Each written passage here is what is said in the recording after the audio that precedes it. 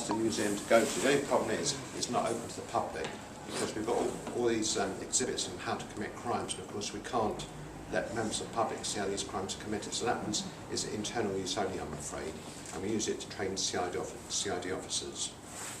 Now, we've actually got a huge number of exhibits, but because of the present economic climate, we've only got a very small museum. And I've got 2 or 3 uniforms out. In actual fact, we've got about 600 in store. Just gives you an idea of just how much stuff we've got. So that's a brief background about the museum. I'm going to start off talking about when the police started back in 1829, which, you know, when I was your age, I used to think 1820s or even 1950s was a long time ago. But in actual fact, it's not that long ago. When I was a child, I knew an old guy that was 90 years old, so he'd have been around about 1860. So at the time that he was alive, he was still carrying out public hangings in London. So although it seems a long time ago, it's actually 2 or 3, say 2 or 3 generations. In the minds, you know, you could actually speak to someone that was around at that time. Okay, 1829.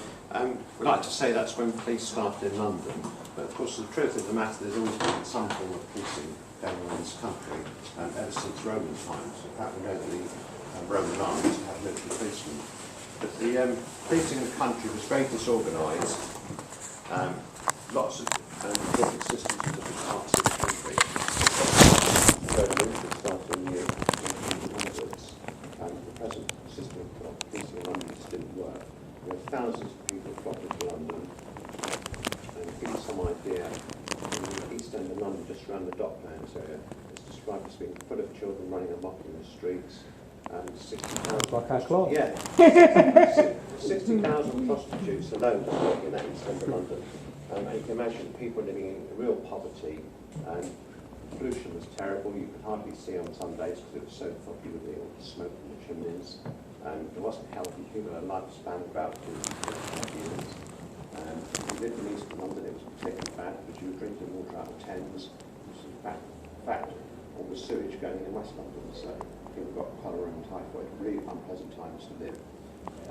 The other thing, it wasn't safe to walk, for a woman to walk in the streets of London. It really was quite dangerous. I know you might say it's the same now, but it wasn't a lot was then. To give it some idea, the cargo ships came from all over the world, because this country was you know, one of the leading world powers at the time. And we were importing goods from all corners of the world. The ships were getting to the mouth of the River Thames. In those days, it was sailing boats, and the ships were either coming up in the wind very slowly, or were being pulled up with horses with ropes.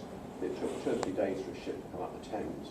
And by the time the ship got to the harbour and unloaded its goods at the warehouse, half the goods were being stolen. So you can imagine we brought goods from New Zealand and Australia, and they get to the mouth of the Thames, and 50% of the cargo is being stolen. And obviously that couldn't change because it was supporting such an economic drag in the country. And for that reason, they set up the Marine Police just before the Metropolitan police. It was so effective at cutting crime and paid for itself overnight. But they then established it in London. Now, Sir Robert Peel was the Home Secretary at the time, and he was the one who was supposed to get the Act through Parliament, I'd say inventing the police, but actually introducing it. And it wasn't all down to him. In fact, the last previous 20 years, they've been trying to get a public police force in London. And of course, the public didn't want policing because they saw it that all their rights were going to be taken away, so they didn't want policing. They thought it was like going to be like a military rule in this country, like you have on the continent. So they objected to it. The upper classes objected to it because they had to pay for it and the rates and the cost of it, so they didn't want it either. So it was very difficult to get through Parliament. However, within a couple of years, the police very quickly established themselves, and the public got the public on their side, and people realised they couldn't manage London without having a police force. In order to get the police to blend into society, so what they didn't want the government was this to be like a military force ruling the country. First of all, they set the pay rates at about £1 a week, which in those days was sort of like an average earnings for an industrial worker. They didn't want to set it too high because they didn't want the police to think they were cut above everybody else. And also they chose a uniform that blended in with the community. They didn't go for the typical red military tunics that the military all wore. They went for this dark blue, a replica dark blue jacket like that, which although to us looks very strange at the time, was quite normal for people to wear that sort of clothing. And a top hat. So the police officers didn't have the present helmet, they had a top hat like Empress. And they obviously were recognisable, but they didn't look like military law. Now, bearing in mind how rough London was at the time, and there was murders everywhere and people being attacked, they were very lightly armed, and they only gave them a small wooden truncheon like that. I think this one's a little bit later. The earlier ones, because people couldn't read, they had their warrant cards painted on the truncheon, so if you get hit, you knew it was a police truncheon. And that's an early one, but I can't pass that on a break. But it just gives you an idea, it's not actually much protection. It's a very light wooden stick. And that's what we have to protect ourselves with. Again, there are instructions at the time which you use a minimum amount of force on people, which again was really unusual because at that time you could be hung for over 200 offences. You know, previously in history, all about punishing people and making examples of them. And the process of hanging was really quite barbaric. It wasn't a quick rock. You don't do that, but of course it was carried out in public, so you have thousands of people watching. And it's a bit like a fairground festival.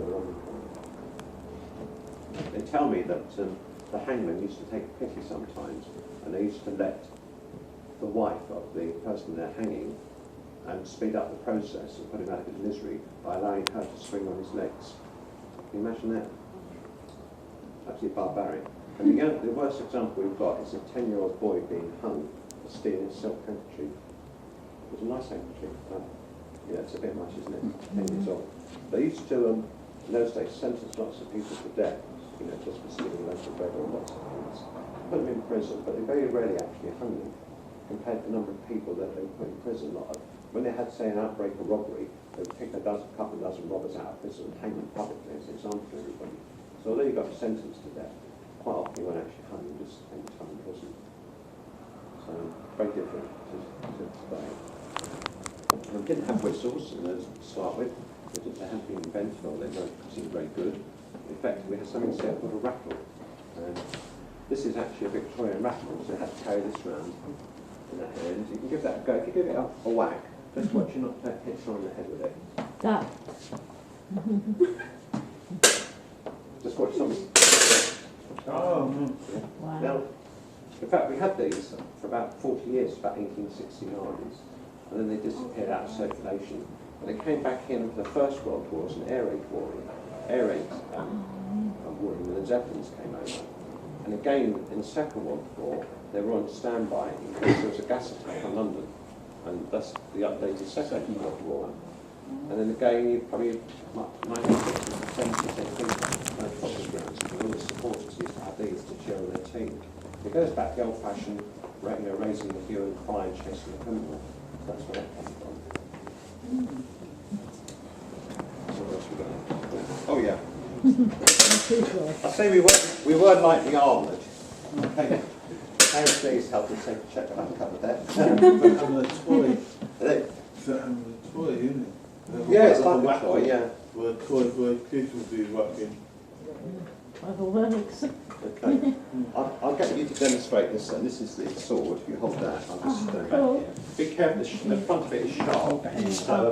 Sorry. Hey, that's all right. Okay. Oh, Now lovely. we did have access to swords. You're scared? In fact, in the Metropolitan Police, we had 5,000 swords on standby in London.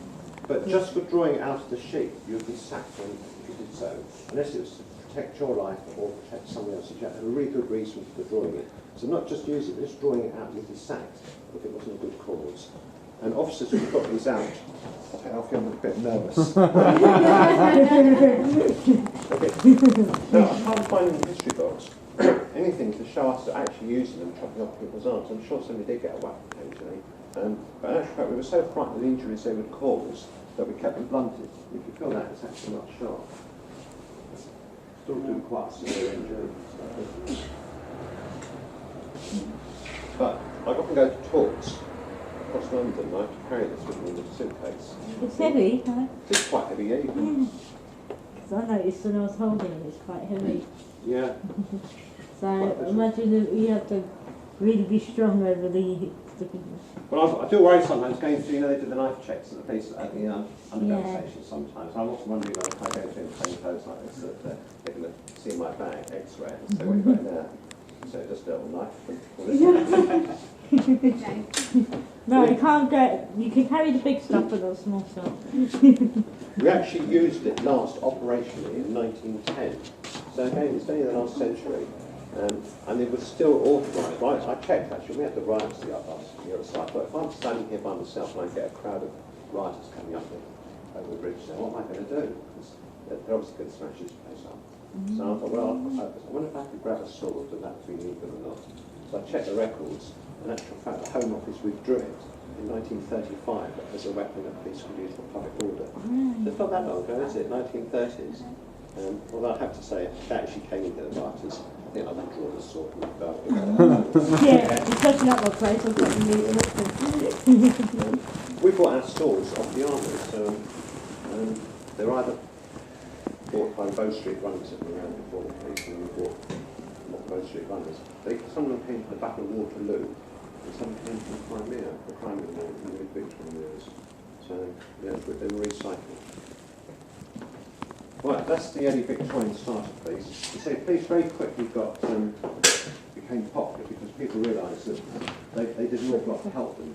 We provided help to the fire brigade service in London, we provided ambulance service in London, poor people were put into the workhouse through police stations, all the great change in social legislation, preventing children to climb up chimney pots and clean them, and all the other things, they're all supervised by police. You couldn't have had this tremendous social change in this country if it wasn't for police ensuring that the laws were kept.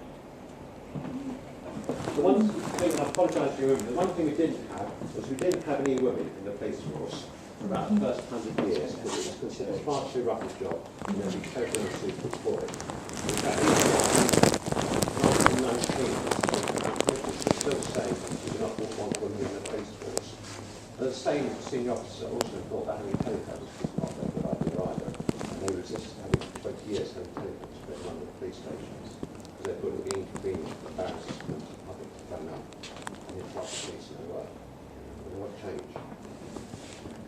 We've got the idea, I say times are bad in Bitcoin, just to give you an idea of how difficult life was. The amount of gin people in London used to drink, the average gin consumption per adult person in London was 1 gallon per month. That's about 5 litres of gin per adult per month. And on top of that, loads and loads of beer. They used to drink beer at the time because it was purer than water. It killed all the bugs in the water. Sorry. It's cheap, wasn't it? Back then, wasn't it? It was really cheap. It was very cheap, yeah. Right, so 1919, two women's groups thought it would be a good idea if we could have women police officers. In those days, it wasn't offensive to dress up in uniform to look like a policeman. So they kitted their girls out in uniforms, and both groups patrolled the streets of London wanting to be taken on by the police as police officers. One group, she tried to gain popularity by offering senior officers at police stations lifts on their motorcycles and sidecars. In those days, you had the state force, it was commissioned for that it. So she was offering motorcycle rides for our senior officers, so instead of having to go by the station horse and car, they were being offered a lift on a girl on a motorbike, and guess which one they chose? The girl on a motorbike. In actual fact, her group didn't get accepted, it's the other group. And eventually they brought a small group of women into the force, and they gradually grew. But it wasn't until the 1970s, late 1970s, that actually women police were taken on as equivalent to male officers. Life was very difficult. They weren't expected to make many arrests. They worked shorter hours, they got paid less. Now, you've seen the male truncheon, but we've got the girls' truncheon there. There you go. That's the girls' truncheon in the 1970s. Yeah. Which you might think sort of That's the girls. That's a girls' truncheon. The girls are smaller. And we've got the man's truncheon there. For a boy. This is one Victorian one. They actually gave men heavier truncheons later on. That's the men. That's the men's. That's girls not fair. that one. That's not fair. Yeah. No. And snap. No, So the really? women had a handbag to put it in. Ah, that's The good. men carried their truncheons in their back pockets, which of course the girls couldn't do. And so we thought, well, better give them something. So we got something that fits in the handbag, so that's why it's small. but not very effective, I don't think. You wouldn't get much of a knock with that, would you? Handcuffs. Yeah. We did have handcuffs, but in actual fact, handcuffs, even right up to about 1980, we only used to have about 2 sets at police station, one in the safe, go out to really buy prison, and then on the main responsive one. We very rarely actually used handcuffs until quite recently, and then it was only used for very violent prisoners. So although the policemen have the truncheons, you see, they can, most of you never ever use them in court.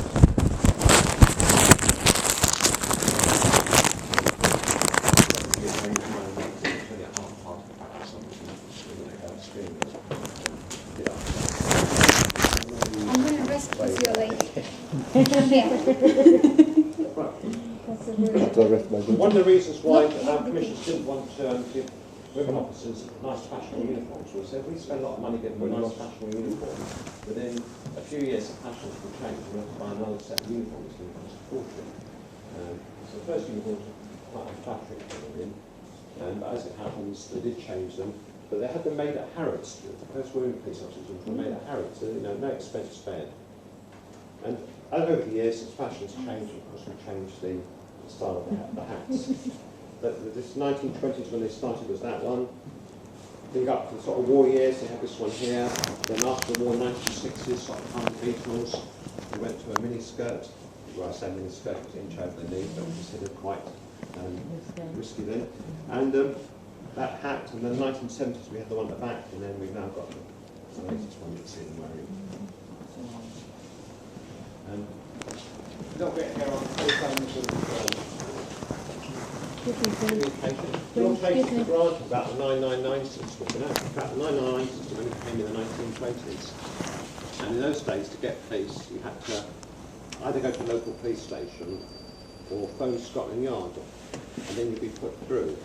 So introducing the 999 system was quite revolutionary. And what would happen is the call would go to Scotland Yard, they would then pass it by phone to the local police station, and then the local police station used to send it to the officer on the beat, and by the police box London. And when the light went on, it meant that there was a call for the officer to deal with on his beat.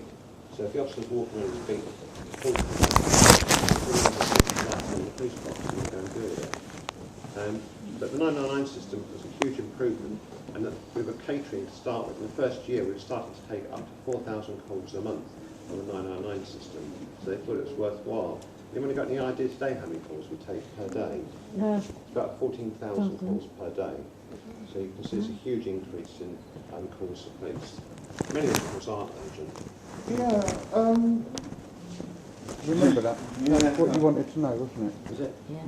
Yeah, we wanted the primary calls, yeah, and wanted to know how much percentage of it is emergencies and which ones are just random. I'm going to be guessing here. It's very difficult to actually say what's an emergency.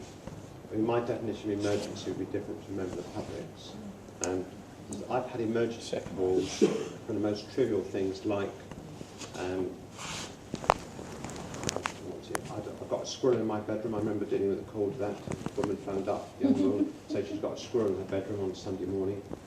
Another one phoned up to say that they couldn't get their gas meter electric meter to work. You had to put in 2 shillings in those days, or 10p, and it was Christmas, and it wouldn't work. She didn't know who else to ring, so she rang the police. So in her eyes, that was an emergency. On the serious end of the scale, we get calls like, I've had a call with drops from uranium-235, whatever it is, and are evacuating. That's contracting. Or from air traffic control, jumbo jet, 1 engine down, 1 people on board, due to land in 10 minutes. So, what you call an emergency call really varies. And also, nowadays, when you get something happen, you get lots of people phone in, so you might get 20 phone calls all about the same incident.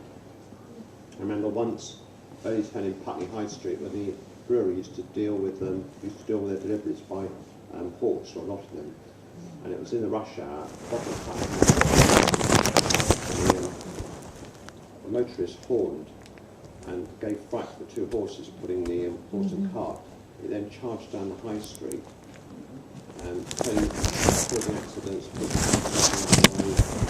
You can imagine how the 999 calls just lit up the switchboard. There were loads and loads of calls coming in about this horse that was gone berserk down High Street.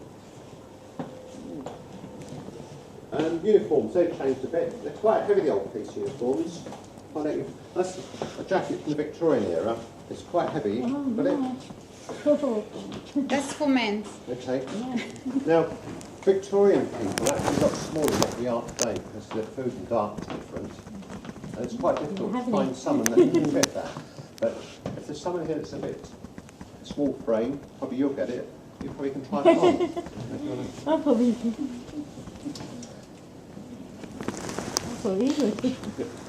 You're small then.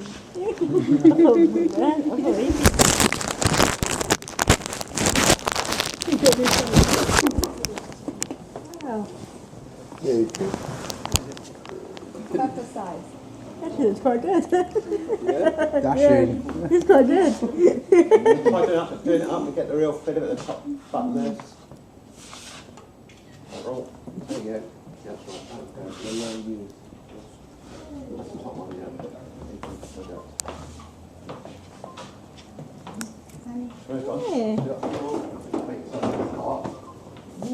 We're turning you into a Put basement. properly. There we go.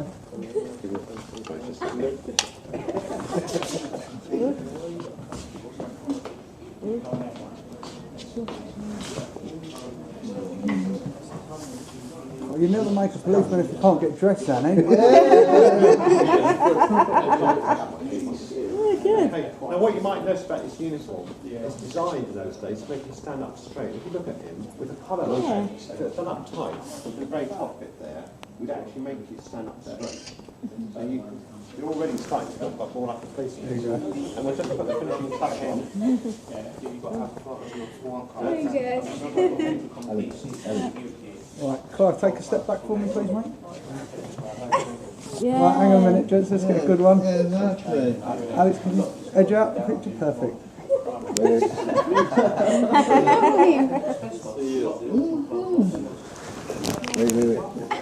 Look his face. Brilliant. it looks mean now. It won't cost him.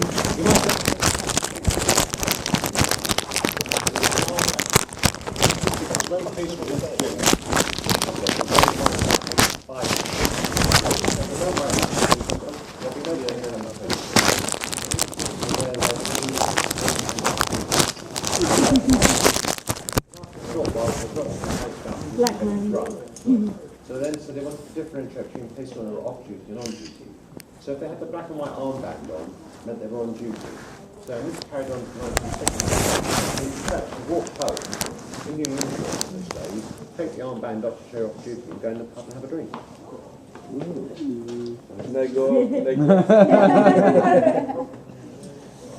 Right, the other disadvantage of uniform is it's great in the winter time, but as you'll soon find out if you're wearing it long, you get extremely hot and very uncomfortable, and I actually think it can be quite smelly too. You haven't got a shirt under it, or a t-shirt. You can imagine wearing that in the summer. They didn't used to wear just shirts in the summer, it was the proper uniform the whole time.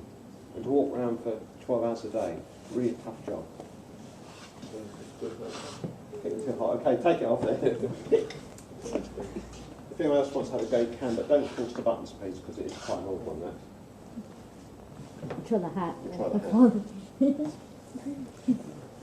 Got small egg. Better look at the woman one. That's the inspector's jacket tunic. So the inspector's is even more expensively made with all the braiding around the edge. So they have different uniforms for different ranks Well, in those days. Basically, so the like uniforms who's the same, starting but they're part, more music, elite. The ones as you go up the ranks, the inspectors and above had them with braid, and if you're a chief superintendent, it was silver. But yeah, quite a lot of money was spent on uniform. And this tunic was actually last worn for ceremonial occasions in the 1960s for Sir Winston Churchill's funeral. So, you know, even in the 60s, police would still wear these for big events, royal events.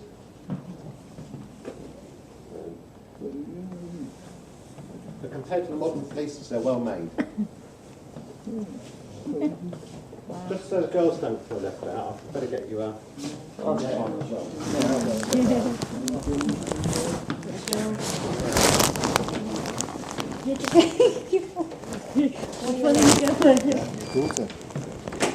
The doctor always. You give her chocolate last night. No. I had to.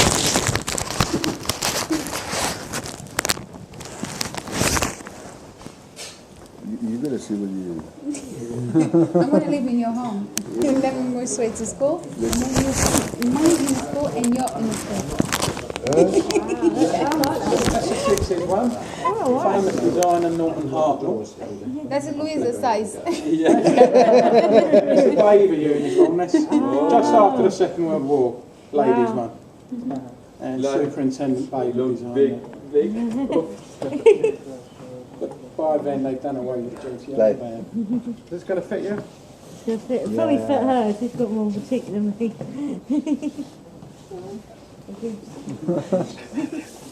I don't think they used to do the hair like yours, Clive.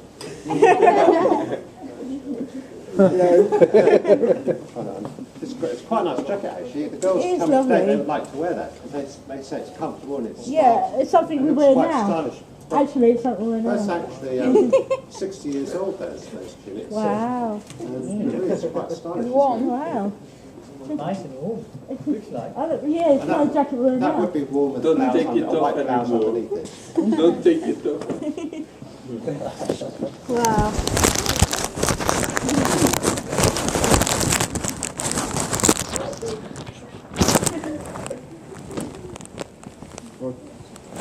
No? Yeah, Clive, get in the photo as well. Sorry, get in front. Get the picture. No, don't get in the picture. Hey, Louisa. Missed him. Missed. Do it again. Come around a sec, Teresa. Come here. She looks like model. Yeah, she does, doesn't she? You look good,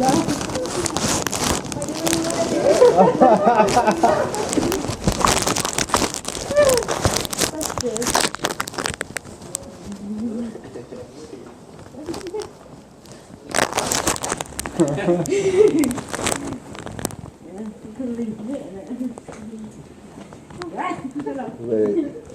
What do you think of that? He's going to put it on there. Heavy. Doesn't fit now. Your head's too big. Actually, this has properly fits me. What I said at the moment. What I meant by saying like things want to steal money from banks and things like that, or people Probably charge. probably a couple thousand. A couple thousand.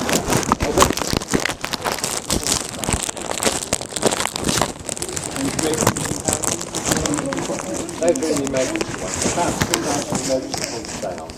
Are you writing this down somewhere, Clive? Down on your phone then. I was wondering if this, well, that's about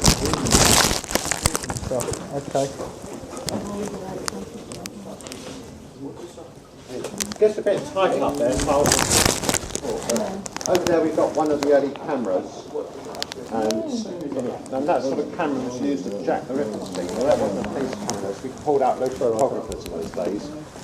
We're not sure if it was that, but it'd be one very much like that which would have been used.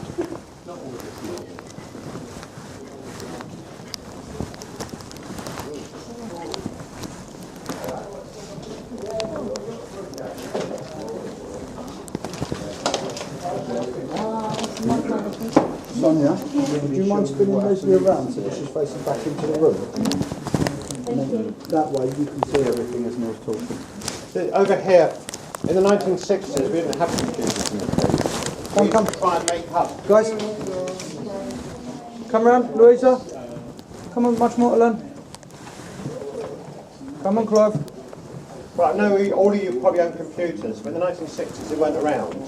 And we used to have to try and make up descriptions of people that were wanted for crime. So somebody came up with this idea, and we called it cut and paste. But Microsoft works. So I used to have all these different pictures of people's eyes, noses, ears, and you used to sort of put them together to make them look like suspects.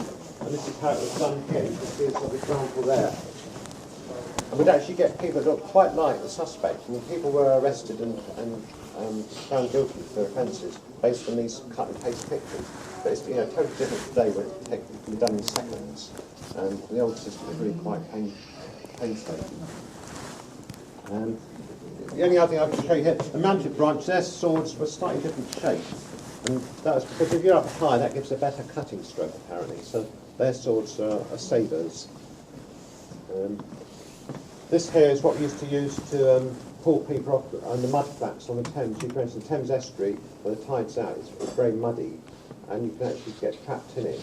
And we can't get you from a boat, because the boat hasn't got enough water to go on, and we can't get you from the ground. So we've got this sort of, or had this system developed which fired a rope. So we could fire a rope with you, and you could go hold it and pull you out. I'll move on to the war now. Over 600 policemen were killed during the war in London. Some of them, whilst serving as police officers, but an awful lot joined up and became part of Bomber Command and joined the RAF. Thousands of bombs like this were dropped in London, called incendiary bombs, but it could be put out with a bucket of sand. So people were on rooftops, on buildings, with fire wardens, only wearing a hat like that as protection, which is not much protection at all.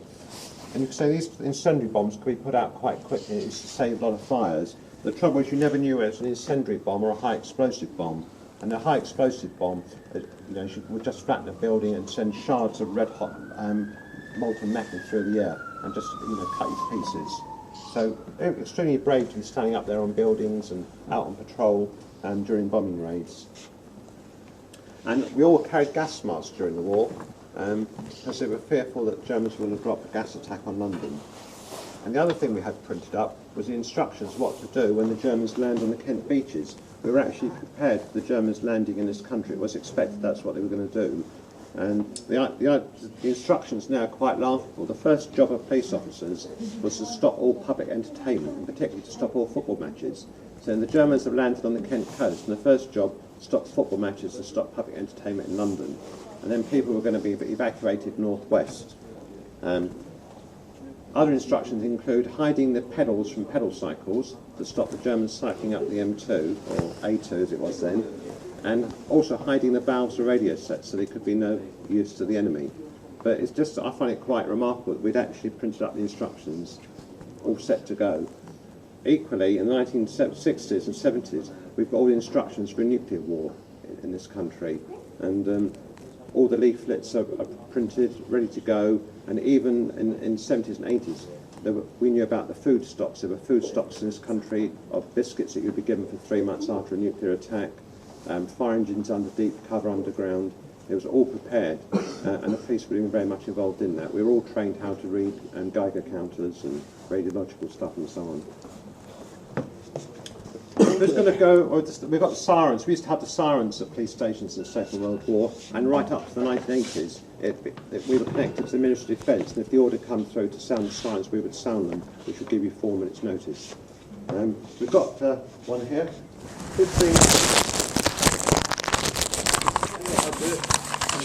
Keep your fingers off there.